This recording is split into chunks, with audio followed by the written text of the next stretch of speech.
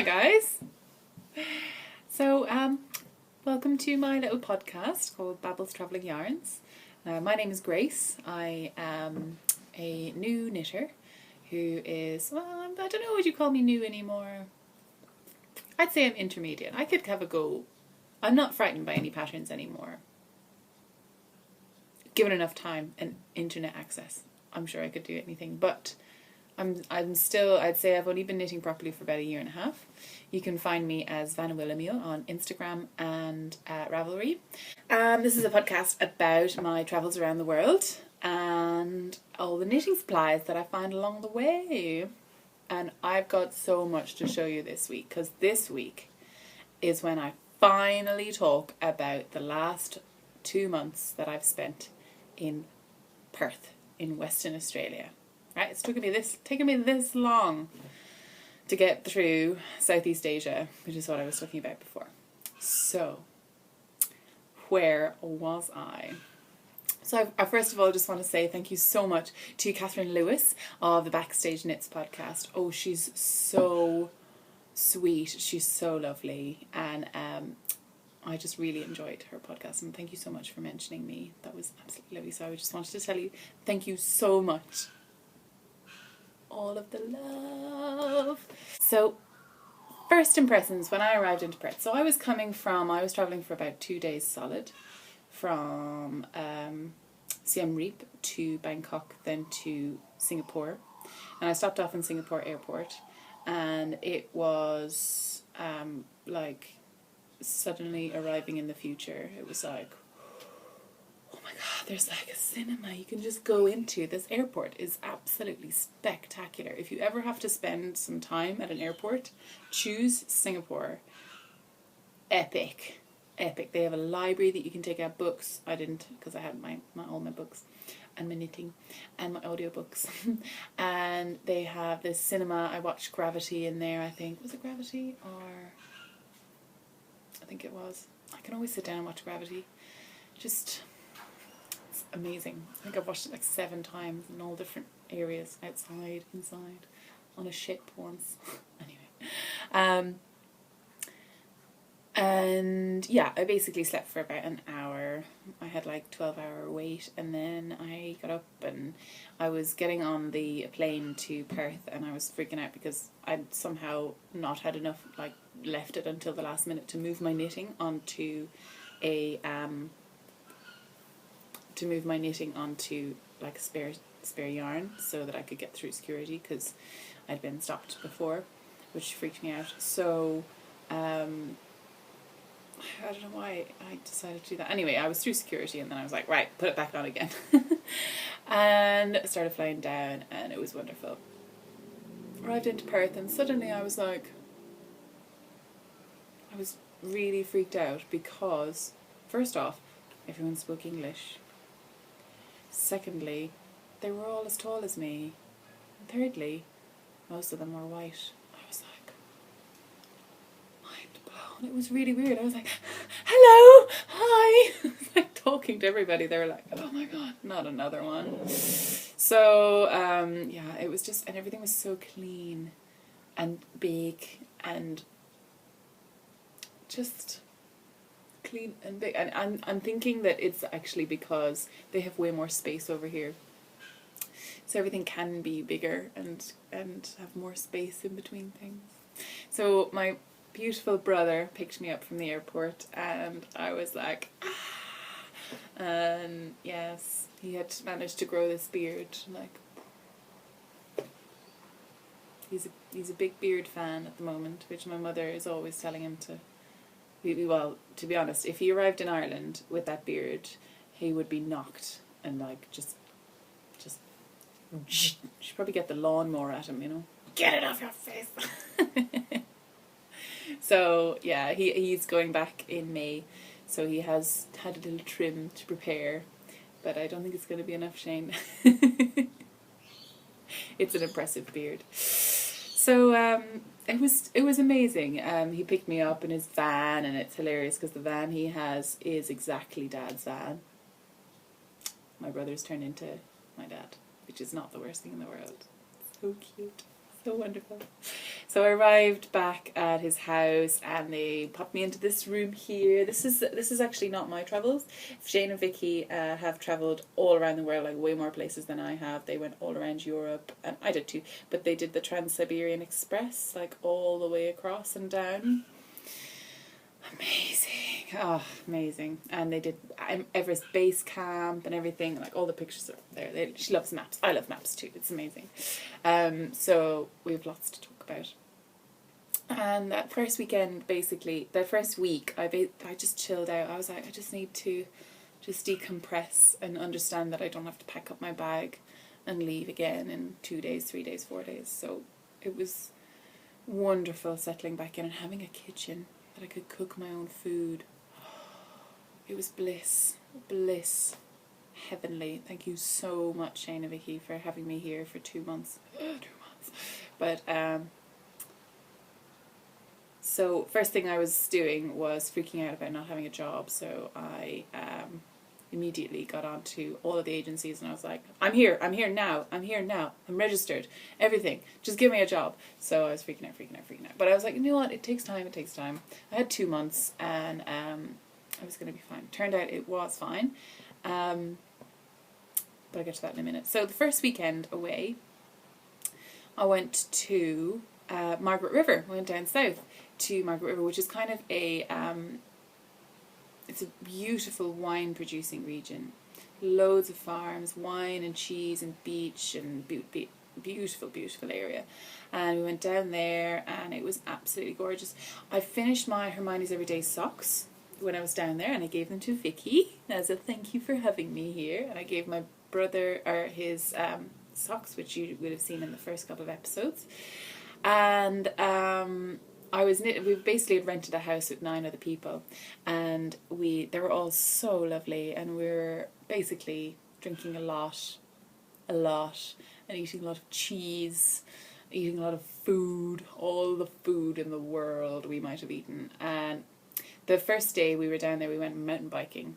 And I was like, yeah, I'll have a go. Shane's really into it at the moment. It turns out I don't like throwing myself down a hill with a big thing of metal that crashes into trees. Lots. So, but I tried it. But I would go over one little lip and I'd be like, nope, I'm stopping now. I would walk the rest of the way. I was like, nope, not happening. Oh my God, I'm going to die. And yeah, so they have beautiful bike trails down there if you're interested in that sort of thing. And we went to this wonderful winery called Swings and Roundabouts, and they had like baked camembert. Oh, it's delicious.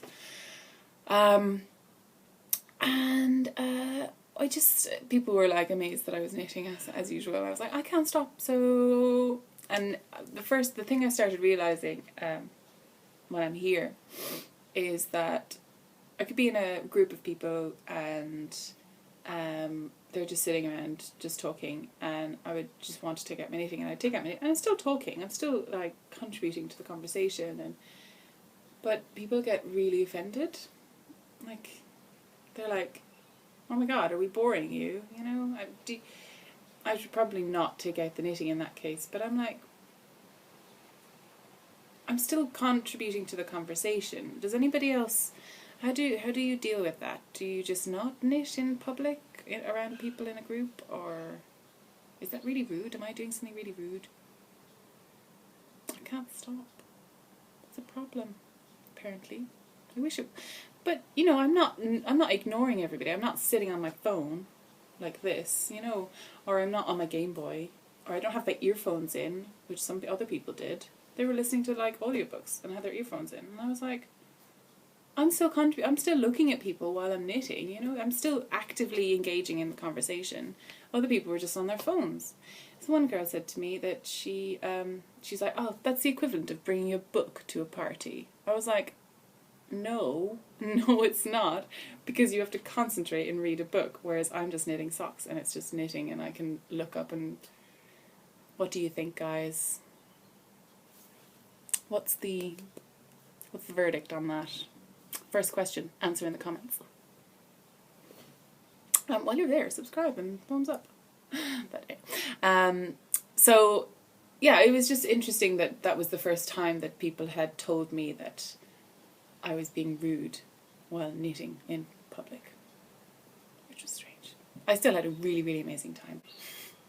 So this is a picture of me while not dying on a bicycle. I didn't die, came close, very close. And this is a picture of the rest of the group.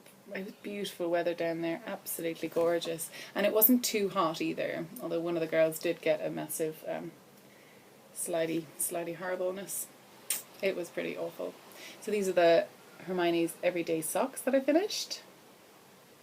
And they're so pretty. They're very washed out there, but I gave them to her and she was delighted. And this is one of the beaches that we went to. Oh my gosh. The beaches in WA are some of the best. I would say the best in Australia. Now, I've only been here, so I don't know. This is just... Isn't that from, like, straight from a magazine or something? It's incredible. Absolutely gorgeous. So, on the way back, we decided to go down to one of the... Basically, it's a point, it's a lighthouse, and it's where the Southern Ocean meets the Indian Ocean. And it's where these two massive oceans meet, and sometimes you can see like a line. We didn't see a line that day, but there's this amazing lighthouse at the foot of the beach. And just look at that sky, look at those colours. They're just absolutely beautiful. And apparently the line is somewhere out there, but it looks like it's just extremely rough waters, but it looks like just a normal sea. So that was really, really, really beautiful, but very nice. And it was such a lovely time down in Margaret River. And then we were driving back, and I got an email saying, oh, there's 2 jobs availabilities coming up in WA. I was like, yes, please. So I think I was there a week, and I went up for an interview on the Tuesday or the Thursday. And basically they wanted me to start the following Tuesday. So I was like, yay, work. Oh, that sucks. It was amazing though. So it was a little bit far outside the city and far away from where I am. I'm staying in Subiaco, but it takes about an hour and a half to get up there every morning, which is perfect because I can do my knitting. So that was wonderful, absolutely wonderful. So now I knew that I had a job. I could go and spend money, and I could go and find some yarn. And of course I'd done some research on where to find yarn in Perth, and I had somebody I could contact. I had the Yarnderwoman. Amazing! So, well, I hassled her on Instagram, and I asked her, I was like, oh Melinda, is there any, what yarn shops would you recommend? And she was so lovely, and she recommended this beautiful shop called Calico and Ivy in Mosman Park, and it was absolutely gorgeous. If anyone's ever in Perth and they haven't been to this shop, you should. They're so helpful. Half of the shop is knitting and half of the shop is fabric, and they have little courses and table around the back. I arrived in a weird kind of time where they were kind of finishing off for school holidays and stuff, and I don't understand the holidays. Do not comprehend, does not compute Southern Hemisphere holidays. I don't know what you're talking about. They've been off for the last 2 weeks, school holidays. I think it's like their autumn break. But anyway, so Calico and Ivy was a beautiful, beautiful. Also, just in Subiaco, in Crossways Shopping Centre, there's also a knitting shop. And I bought more needles and extra things, and I was like, no, I'm not going to buy more wool, I'm going to use up the wool I have. So, well, instead cast off the Hermione's everyday socks. I was going to cast on a shawl, I think it's called Antarktis shawl, and I had the pattern, I had started, I had like 7 stitches on these needles. I think they're size 3s, and they're Addy size 3s, Addy normals. the only ones I could find. And I went to the beach down in Margaret River, and I was sitting there in the beach underneath the umbrella, terrified of the sun. I haven't got burnt yet. I don't think I'm going to yet now, because it's like turning into softer weather, so that's awesome. I did it, you guys! So I was on the beach, and what did I not have? My pattern, my phone with the pattern on it. So I said, you know what? Nope, I'm going to make some socks. And I started making these socks. They're so cute. I wanted to make opposite socks. Like, that one looks terrible. This is my first time doing a fish lips kiss heel, which is possibly my favourite heel, because it's quite... I think I've just memorised it now, and when I get to a heel, I'm like, nah, I'm going to do it. Nah. So these are my opposite socks. I don't have any sock blockers apart from my feet. So I'm not going to show that, because I got some weird messages when I did that on Instagram. Anyone else get that? And these are really quite a loose gauge, because I had started them on size 3s, and they're the only ones I had at the beach. So they're extremely loose. Look at that.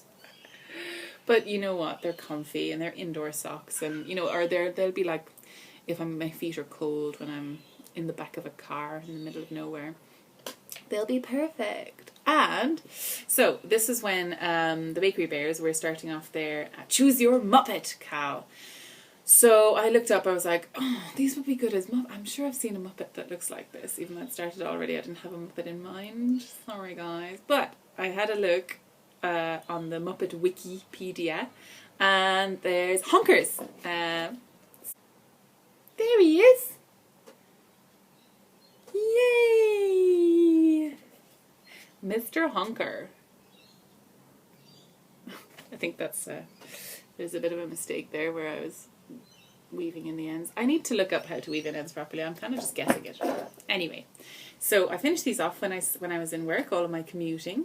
Very, very, very loads. So this was the yarn that I bought in Cambodia. This is the bag that I bought in Cambodia, and it's a bamboo blend, or just the bamboo name. I have no idea what type of yarn it is.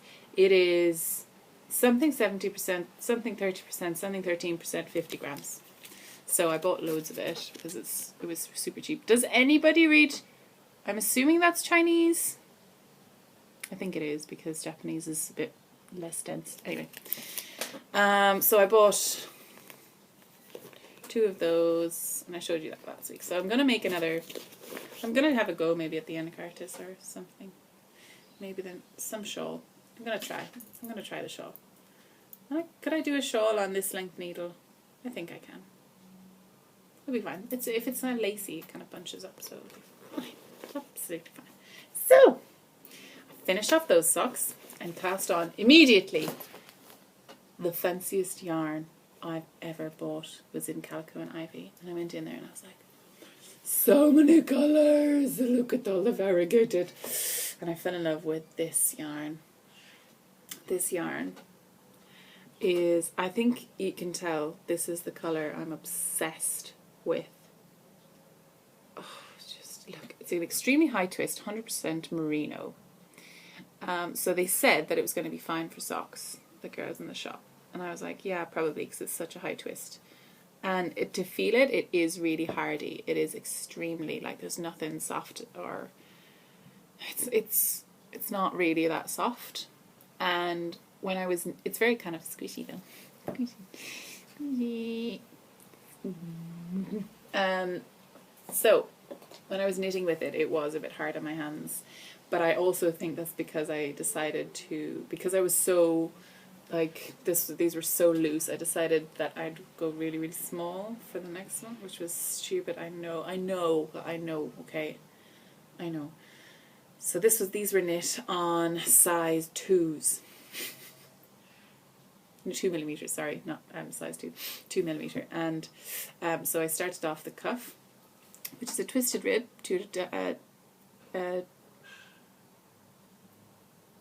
knit 2 purl 2 twisted rib. Painful on size 2s and kind of rough yarn. And then I realised that they weren't wide enough because of my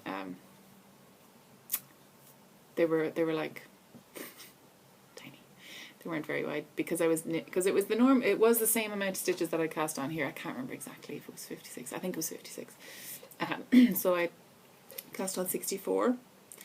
And that seemed to fit, so that's good. That was great. And I started off doing a socks on a plane pattern, but instead of just a spiral, I decided to a braid. So I looked that up and I just followed the pattern, and it's very simple once you get the hang of it. And then I got about this far, and I realised as I tried to put it over my heel, it was too small still. And I was like, no! Get this far on extremely tricky wool. Well, it's not tricky, it was just a bit hard in my hands, and really small needles, and it was just so gorgeous though. Look at, see this little pop of green? Oh, it's like a bright green. Oh, they make me so happy. It's over here as well. It's not extremely clear, but oh, they made me so happy when I was coming across them. Variegated. This is my first proper variegated wool. Anyway, got to this section there, got to there, and then I tried them on my foot, and then it wouldn't go over my heel, and I nearly cried, and I was like, sweet merciful Lord, this is impossible. And they had been quite expensive. It had been quite expensive yarn. I'll show you the label. It's a Canadian yarn. The yarns of Richard de Vries. Richard with an extra H. What? Has anyone ever seen that before? I've never heard anyone talk about it. And this is Pepignon, the sheep, I assume. Hand painted, 100% merino yarn, fingering weight, 225 yards in 65 grams. So I bought 2 of those. So there's a lot of wool still left. There's 2 of these left. And I was like, it's so beautiful. It's so nice. What am I? The dye code is Eaton Street. Oh, I didn't even realise that. Eaton Street. That's the colour. Anyway, I decided I couldn't rip back again and cast on bigger. I'd done so much work and the cable was beautiful. So I'm going to make mittens instead, because it would go over my hand at least. Now I know mittens in Australia might be a bad idea, but I'm hoping to spend a couple of months in Melbourne, so it's going to be fine. So I'll show you. They turned out so nice. I totally made up the pattern. I looked up how to add on a thumb and how to like leave off stitches and then cast on stitches. I was like, well, that's fairly simple. So these are my mittens. My braids on a plane. Braids on a plane mittens. And they're so cute. I got the idea for this thumb from someone on Instagram. Oh my god, I've forgotten who it was. But they're stunning. Just look at them. They're so pretty. I love them. I just want to wear them all the time. I love the way the cable just kind of, well, my plan was to kind of have the cable running down the side here, but I prefer it just running from like in between these 2 fingers all the way down.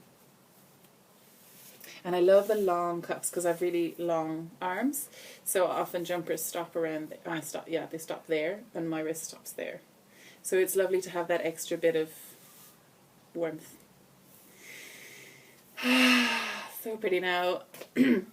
I did this thumb, and it was really, really good. I cannot remember what I did. I think I just started decreasing, well, I mean, when I say really good, I just kind of made it up. So I started decreasing here, here, and here. And I think I did a couple of decreases just around the edge of the thumb, but on this side I started decreasing like in 3 bits. Then on this one I decided that that wasn't really, well, I don't know what I was doing. I think I knitted for too far, and I decided to do short rows back and forth and just create a little bit extra fabric here and then join it in. But it made this, I think I didn't decrease down, or I think I don't know what I did, but it's a bit lumpy. It's fine when it's on. That's what's important, especially when you're making up your own thing. Oh, but they just, I'm so happy about them now. And they didn't really soften up when I blocked them, the wool. But on my hands, I don't mind so much. So it's perfect. And I'd say it'll soften up over time. Oh, these feel like bulletproof though. They feel so like sturdy. I feel like they're going to last me a really long time. So I'm really happy with them. And I've got loads of this left, so I don't know what I'm going to do with that, but I'd say there's many options of things to do. So I knit these. Took a long time to knit because of all the backing and toing and froing on them, but they were really, really good. So then yes, that's fine. So Easter weekend came along about 3 weeks after I had arrived, and we went down to Denmark, which is not real Denmark, or, you know, not old Denmark, but it's Denmark is a little is it like a fishing village down south? It's about 5 hours south of Perth, and it's on the south coast, and they have some amazing scenery down there. Unfortunately, it was raining for quite a lot of the weekend, but we rented this beautiful cottage, and there was a fire, and it was actually getting a little bit cold, and I was like, yay! But it wasn't freezing as everyone said it was. It's just a little bit cold. It was like 17 degrees. Which actually, it's not cold. It's not really cold, you guys. But they had duvets and they had a fire and stuff. So obviously it does get a little bit colder in winter. So went down there, and we saw... I was knitting the whole time on the socks. But one of the girls had a jumper or a sweater. Jumper. That's the Irish way of saying it, by the way. Shannon, I've been teaching Shannon of Socksetra how to say it, and she's very good. She's well versed. Very impressed. Jumper. Jumper. Where's your jumper? That's how you say it. Just in case you want to know. But one of the girls was wearing this jumper, and I swear to God, I fell in love with it. I think she thought I was like just looking at her boobs the whole time. I wasn't. I was just looking at the jumper. But it's a jumper from Fat Face in England, in the UK. And, oh, I don't know if you can see that. But it's a cable jumper with like seed stitch and raglan sleeve. And I'm in love with it. And I want it. Actually, I just want to knit it. Because now I'm obsessed with cables, even though I've done 2 cables. One on each glove sock / glove. So I showed you this last week, my first cable quantity, or my first jumper quantity, and this is the little swatch of the jumper, because I wanted to do it all in this colour, like the exact jumper, but the yarn was a bit too expensive, so this was the yarn that I've bought. So this is super fine merino, click heaton, and this is the kind of minty tealy. Yeah, minty kind of colours, which is so soft and delicious. That is, what is it? Superfine merino. It's 100% superfine merino wool. And then I've also got Bellissimo St. George. So this is a 50% superwash merino wool and 50% cotton, and it feels so soft. Like, it doesn't really feel like normal, like hard cotton. You can feel the lightness of the cotton, but the merino wool really kind of softens it up. So I'll have to find a pattern that suits that one as much as possible, but hopefully I'll in time that's going to happen. So so she was wearing this jumper, and I kept on staring at her jumper. I was like, I love it so much. She was like, please stop, you're making me uncomfortable. I was like, I can't stop. So I got a little bit obsessed. But we went, we found loads of lovely things down in Denmark. There was a chocolate factory and a beautiful brewery and wineries as well down there. And there was a few places that I'm going to insert a few clips in. So there was a forest of the giant trees. It's also I think the thing that I quite like about the tingle trees is that the root system is extremely sensitive, and if it's damaged at all, the trees die. So they've basically built one of these tall walkways, so you can walk. They're so tall, these trees. You can walk all the way up. So I'm going to insert a little video here. Hello, I'm on a pathway to avoid all of the tingle tree roots. Mid-photo. It's so fancy. I'm trying to stay as still as I can, but everyone's making it bouncy.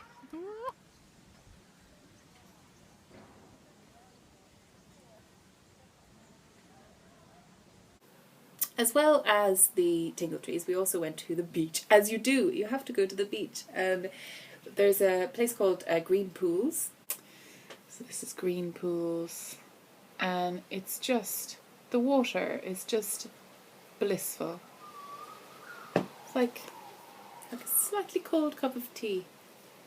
Absolutely lovely. Across the headland, there's a cove, and that's called Elephant Rocks. And I'm going to insert a little clip of that here. Hello! This is one of my current favourite places to knit. As you can see, I've been having quite a lot of favourite places to knit. This is Elephant Cove with all of the elephant rocks. All of the rocks, as you can see, they've all been eroded to look like an elephant herd. And it is one of the most amazing places to swim and snorkel, and I'll be doing that in a minute.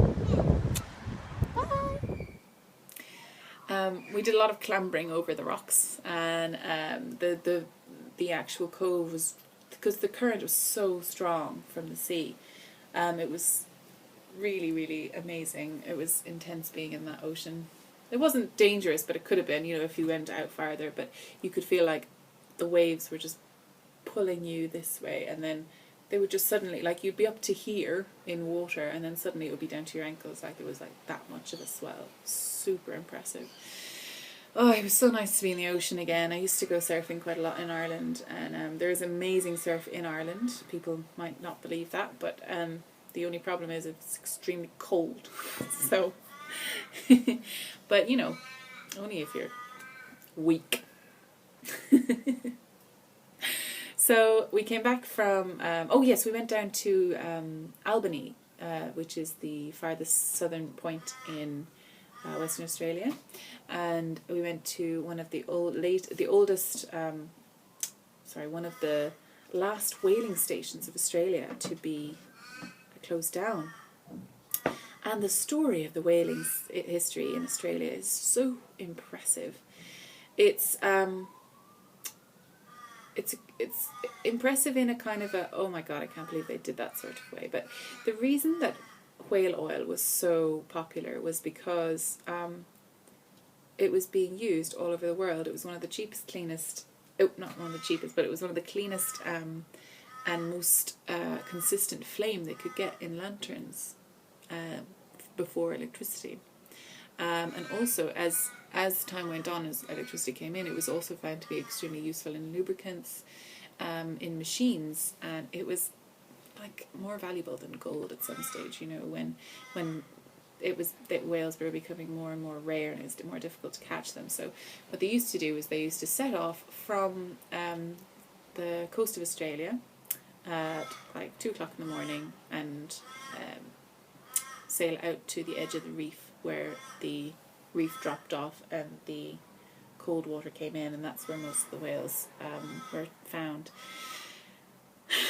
And the ways, there's so many ways that they could kill that whale, but they came up with this power kind of massive harpoon, and the way that the whaling station did the history of it was really sensitive, in that they knew that it was, they spoke about how much hard work it was, about the dangers involved. One of the captains had his foot took off, like, because it was caught in the harpoon rope. He's called Stumpy or Stump or something. I was like, all right, nice. But also they were really grateful that it had stopped as well, which was very sensitive of them, I think. But they could be up to 30, 40 whales being brought in every week to this whaling station. And what they used to do was they used to drag them, tow them behind. Once they'd killed them, they used to drag them behind boats and tie them up to a kind of a island, like a rocky island in the middle of the bay, Albany Bay, and they used to bring them in 2 or 3 at a time and skin them and whale them, and they skin them and take off all the blubber, and they used to chop them all up, whole whale, and put them into boilers, like just chop up bits of them and just put them into big massive pots and boil the whale down into just its oil, and then throw the rest of the stuff away. And the most interesting thing I found, well, not interesting, but of course, once you've killed a big massive animal, there's a lot of blood in the water, and what comes around when there's blood in the water is sharks. So basically there'd be sharks like clamped on to the whales as they were being dragged into the bay, so the whole bay would be absolutely blood red. Sorry if this is too graphic, but I think it's important to know that it used to happen, and it's still happening in Japan. And they used to basically eat themselves into a coma and just be kind of just like food babied out, still clamped on to the back of the whale. And the men in boats would come and like wrap I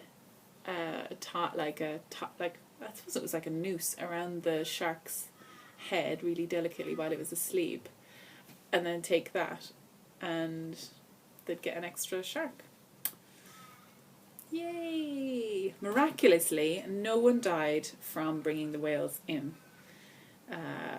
even though the water was absolutely full of sharks. No one died doing that. So that was closed in the 70s, I believe. Don't quote me on that, but very interesting to go down there and see that. And also extremely,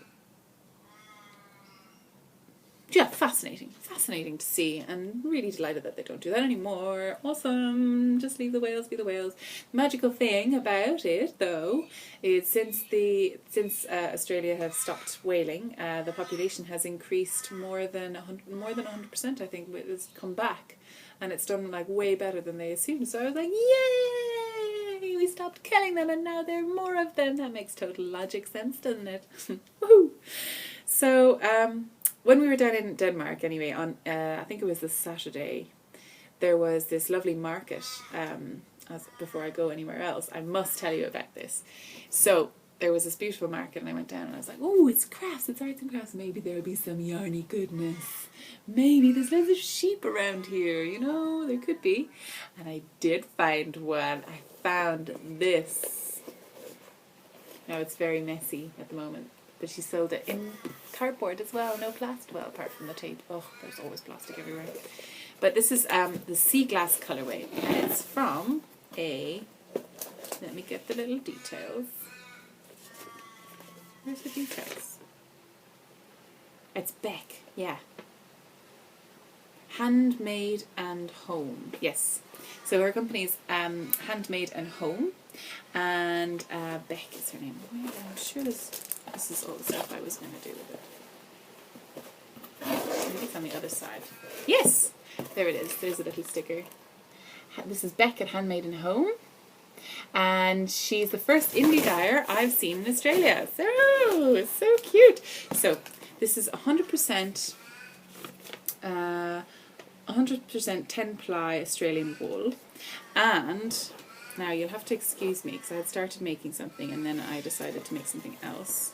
So it's all a bit pulled out, but it's not very pretty at all. I couldn't wait to use it. It's a gradient yarn. It's called the sea glass colourway, and she's dyed it all up.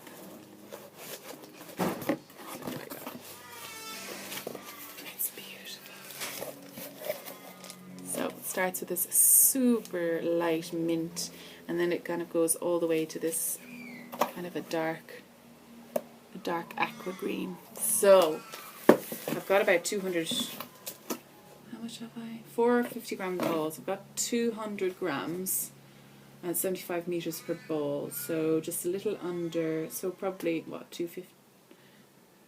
Yeah, around 250, 300 meters max.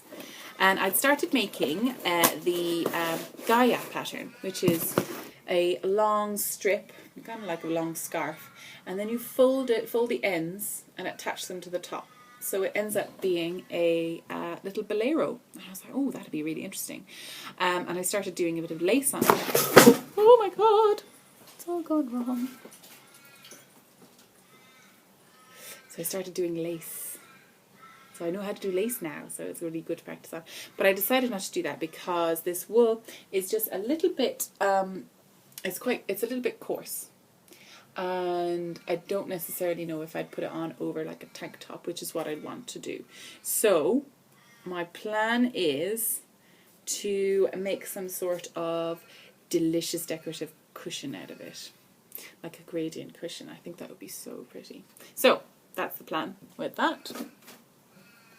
And she's so lovely. Beck, I told her about podcasting. She's like, what is that? So, hello, Beck. Hi. And she emailed me on Insta, or she messaged me on Instagram. She's like, I can't believe how addicted I am to podcasts right now. I'm like, yes, another one for the fold. So you should definitely see her, have a look at her shop. Handmade and Home, based in Denmark in Western Australia. So, after that, what happened? So I have a question. So I've done a lot of car knitting because we've gone on a couple of long journeys. And does anyone else feel like they get sick knitting in the car? I found it a couple of times. I can normally do it, you know, that's fine. But does anyone have any tips on how to cope with being a little bit sick in the car? Apart from sit in the front, because you can't always sit in the front all the time. Sitting in the front would be the best thing, but can't always do that. Does anyone have any? Is there like tablets I can take? Maybe I should just learn how to knit and just look straight ahead. But even then, you do need to look down sometimes. I do anyway, because I'm not too skilled. Skills. So we came back from Denmark, and that was going to be the end of like the long kind of weekends away and seeing all the areas around. But I've seen so much stuff around here since. It's been amazing. We went to Swan Valley last weekend, and which is another wine region. You can kind of see a bit of a theme here. Mostly wine. My God, the wine is so good. And it was one of the girls' birthdays, and they do a tour, so we followed the bus around, and I bought lots of wine. No, well, you can do wine tasting for like nothing. I didn't buy any wine. I just got really drunk. Oh, oops. So it was amazing. We also went to Fremantle Prison. Fremantle Prison is so interesting. It's because Australia, of course, was an old penal colony, and they used to ship everyone down here. But unfortunately, there wasn't much here when the prisoners arrived. So what they did was they'd ship the prisoners down here and give them a pickaxe, and they go, there you go, build your own prison. So they'd actually, you could see the hill that they'd cut out all this limestone, and they'd built this prison, and this place was absolutely unbelievable. The facilities in there, if they closed it, I believe in the 90s. 1996, I think, was when they closed it, and they were still using a bucket as a toilet in the cells. Bucket. In 1996 in a prison. Awkward. So we did the Torchlight Tour, which I do recommend everyone go see because it is really interesting, and there's lots of interesting stories, and and it's really like you get really freaked out. It's like supposedly really, really haunted, and of course they make it scary, don't they? There was this one moment where they brought you into this main cell block, and there was like 3 or 4 stories, and there was a net over the first floor, and that was basically called the suicide net. And what they used to do, obviously if people didn't want to be there anymore, they used to try and jump off, so they had to put it in there. And of course when we'd finished the talk, they threw off a big dummy and scared the living daylights out of everybody. It was terrifying. I was like, oh my God. So they did it really well. There's really good acting involved down there. I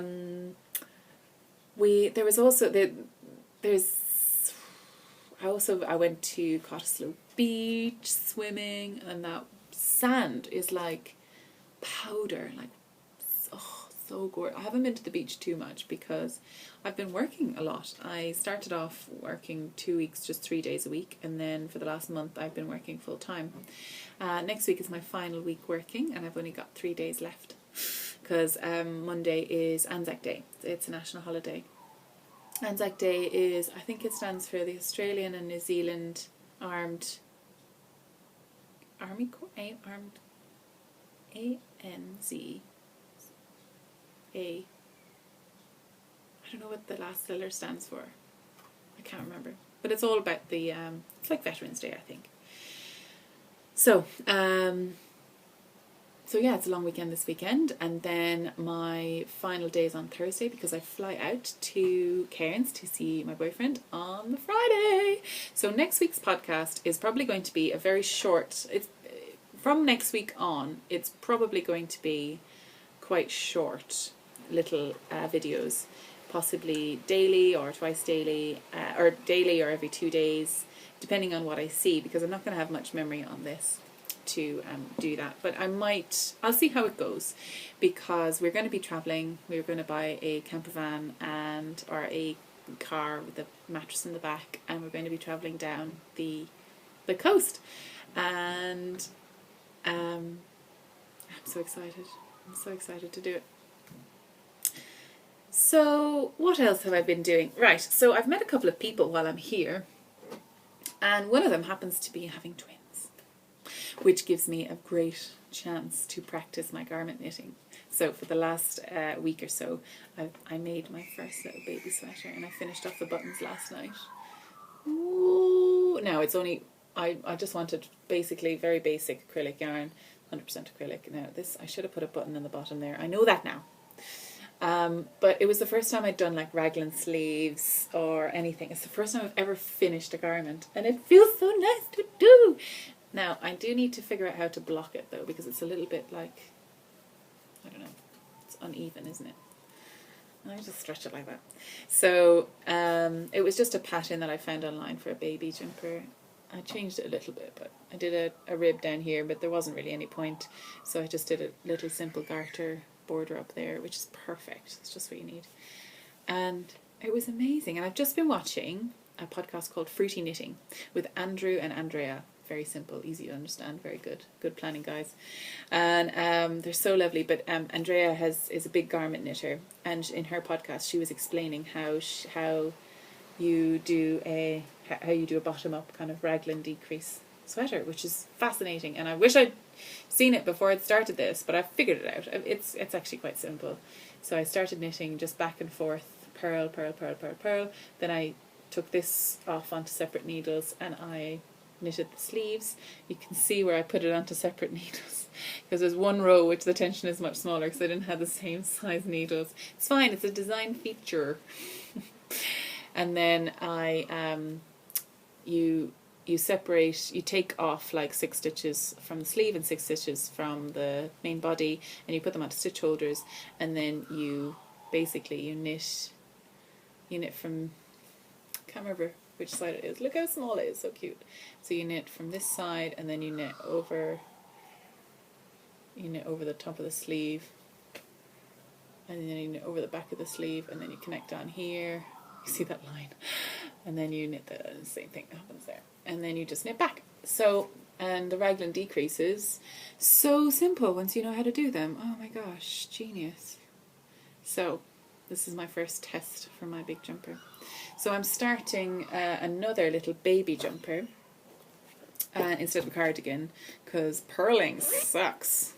I don't like it, so I'm on the sleeves for the second little bit, and I decided to do like a little cufflinky type thing. So I just did flat, sorry you can't see that very well, so I just did flat garter stitch, and then I joined them together to do the sleeves in stocking stitch. And then, so this is the bottom section. So it's just a round tube, which is perfect. And yesterday I found some, when we were at the Swan Valley wineries, I found a piece of jewellery that was just like broken off, like a charm bracelet or something, and I was like, ooh, that's pretty. And then yesterday I went to an art store, and I just got 2 little, like a rings and 2 little clasps, And I made my first stitch marker, found object stitch marker. Oh, I used to do this quite a lot. I used to take lost jewellery and stuff and I used to put them on my handmade books, handbound books. So that's nice. So yeah, that was yesterday and the day before. So I need to finish that before I leave. I don't know if I'm going to have enough wool, but I have some other acrylic wool, which is what I've been playing with. So while I've been here, I got this, and it's actually really nice, soft acrylic wool. It's perfect. It was super cheap. Buy 5 for like $10 or whatever. And but the colours are so nice, and it's really colourful. So I've been making, and I'm not sure what I'm going to do with these, but I like them. Little rainbow. I was going to attach them together and make a pillow for Vicky.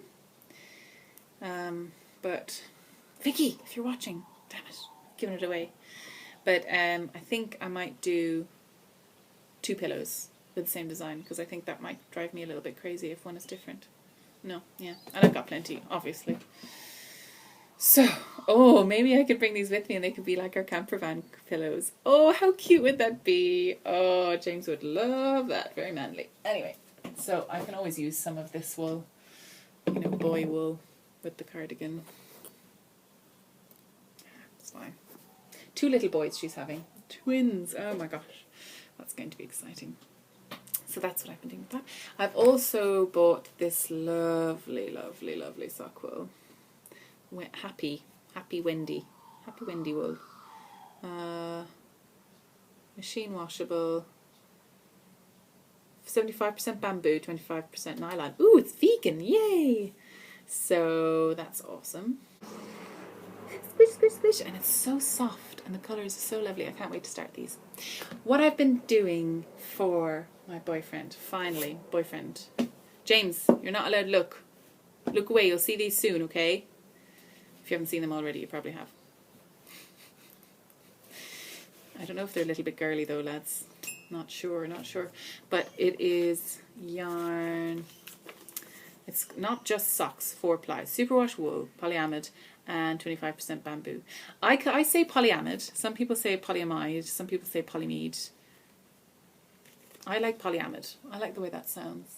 And like Shannon was saying with her, just kind of the way people say things, and there's a proper way to say things, and kind of, I think whatever sounds nice to you. It doesn't matter. Everybody knows what you're talking about. Or if they don't, just say, oh, you might say this or that. You know, as an Irish person, I'm exposed to lots of different accents, and I can understand what everyone's talking about. Like, I understand that like Americans don't understand the word jumper. They use sweater. You know, and like, I think I've been exposed to quite a lot. I know how to translate my words to like Australian words or English words or American words. I know how to do that through experience, you know, and having learnt about it and being interested in it. So it's fine as long as you get your point across. There's no point in being mean. Everybody be nice to each other. Yay. So this should knit up in this pattern, and it does. And it's beautiful. It's lovely. The girls in work, I've got two of them definitely knitting. So I'm doing just a basic. These are very, very big for me. Actually, I haven't tried them on. What if they're too small? Oh, James, not again. But there's 74 stitches. Like, they should be big enough. So I've knit the heels, toes and cuffs in this grey, random grey. Don't know what it is. Lost the bell band. I just finished the Fish Lips Kiss heel on them, and the pattern is coming up super lovely. It's making me happy. So hopefully they'll fit him. Hopefully. I was going to add in a gusset on the fish lips. I have no idea how to do that though. I realised when I was finishing off, and I was like, oh well. I should have looked that up. Anyway. Okay, James, you can look back now. Not seeing them anymore. Okay. So that's what I've got. Anything else that I'm knitting right now? No, I don't think so. So my finished objects are my Muppet socks. Muppet socks. Socks on a plain mittens. My baby cardigan. Where's my baby cardigan? There it is. That's quite a lot. I like it. So there's James's socks as my whips. my crochet rainbow squares, pillows, something or other things, and another baby jumper. Yay! Yay! Yay! Don't follow my tea. Okay, that's fine. Anyway, getting carried away. Yay! And I've got a couple of projects that I'm going to start. I'm super excited about those two. And the gradient yarn from Beck. Oh no! Oh, I'm just going to leave that there. It's stuck. I'm sorry. Gorgeous! So, a couple of podcasts to mention. So I've mentioned Shannon from South as always. Love it, Shannon. And Fruity Knitting with Andrew and Andrea. And I think that one of the clips I put in earlier counts as extreme knitting. I think so. Hashtag extreme knitting. I think everyone should. They're doing this thing where you knit in the weirdest place you can possibly think of. So, do it. Hashtag. I've also been watching Krafty Kera. I think it was Inked to Go. I think it was Amy from the Periscoping Sisters that mentioned her, and I was like, oh, that's interesting. And she's so sweet. She's lovely, and she's making such amazing things. And the thing that gets me about the podcast is like she seems to be having a conversation with her husband while she's podcasting. It's so funny. Because the husband does all of the editing. And it's so funny. You should watch it. It's hilarious. She's like, I'm thinking I might just go and buy more wool. And then underneath in the concept and in the subtitles, he's like, we don't need more wool. So cute. And her little boy as well did an intro in the last one, and he's such a cheeser. He's so cute that you should definitely go and see her. Krafty Kera. And yeah, she makes absolutely lovely stuff as well. She's so nice to listen to as well. I really like her accent. I think it's, I don't know, not going to say, because I hate when people guess my accent. Really hate it, because they never get it right. I had one guy who came up to me and was like, you're from Limerick, aren't you? I was like, oh, holy Lord. Someone knows who I am. I don't really sound like I'm from Limerick, though. Some guy told me I was South American. Another guy told me I was South African. No, guys. No. Lots of people say I'm American or Canadian, and I can understand that because I have flattened out my accent quite a lot, and the influence of American television and stuff in Ireland has resulted in a lot of Irish people do sound American now. So, yeah, there's that. And also I have lived in England for a long time, so I've found that I don't say my T's properly the Irish way anymore. I say, like, what do I say now? Oh yeah, I've had a lot of that. Like, lot. It's lot. Grace, lot. Anyway, so there are two of the podcasts that I've been watching recently. I've been watching a lot more though as well, so, but this has just gone over an hour, so I've got to stop. Oh, one more little segment. Weird Australian things. Weird Australian things that are weird to me. Cockatoos are pigeons. They're just flying around with pigeons. I was driving down the thing and there was like 2 freaking parrots just flew across. I was like, there's some parrots. I know they're called cockatoos. They're parrots to me in my head. Kangaroos run into cars for no apparent reason. I'm terrified of driving. Terrified. You have to like not drive in the dawn and not drive in dusk, because that's when they're most active. So, and as well, you're supposed to drive like in a convoy behind people, so always stay together. Don't drive on like your own on a road, because they'll just run straight into you because they're not very smart apparently. And we saw loads and loads and loads of kangaroo caused accidents on the road down to Denmark. So magpies are backwards. They're black and white in the opposite ways to the ones in England. Like, that's really weird. Their backs are white and their heads are black, and in England their heads are white and their backs are black. Look it up. Weird. Fruity Knitting, Andrew and Andrea were saying like, are magpies like knitters? And I was like, they really worked hard on making that analogy happen. They worked very hard on that. I'm very impressed that, yes, apparently, according to science, the fruity knitting type of science, it does. They are similar. Okay, that's strange.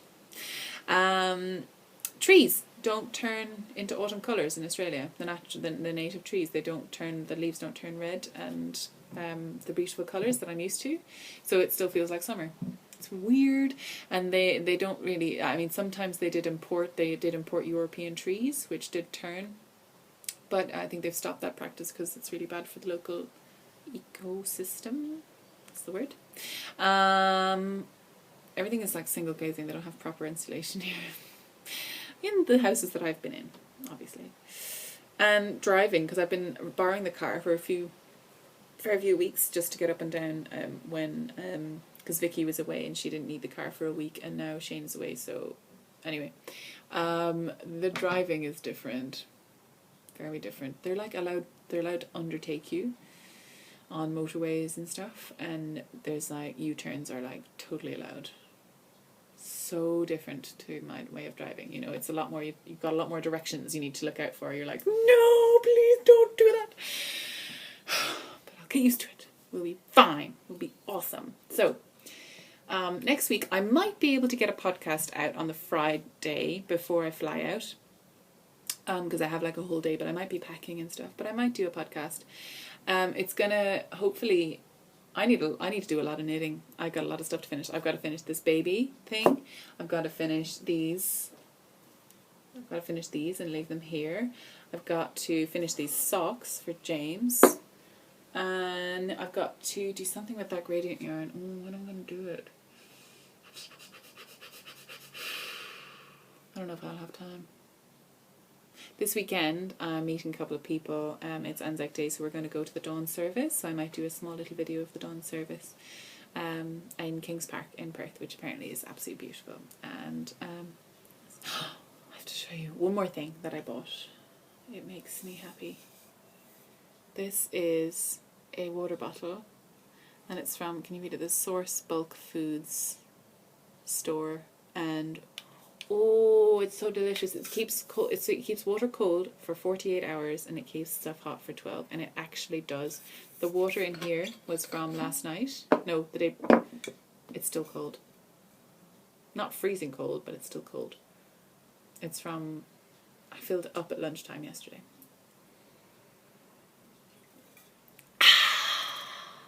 They have an online shop, but they only ship in Australia, so Australian people. Okay, I'm gonna go now. I've probably forgotten loads of stuff. I'll put it all in next week if I get a chance. I love you guys. Bye.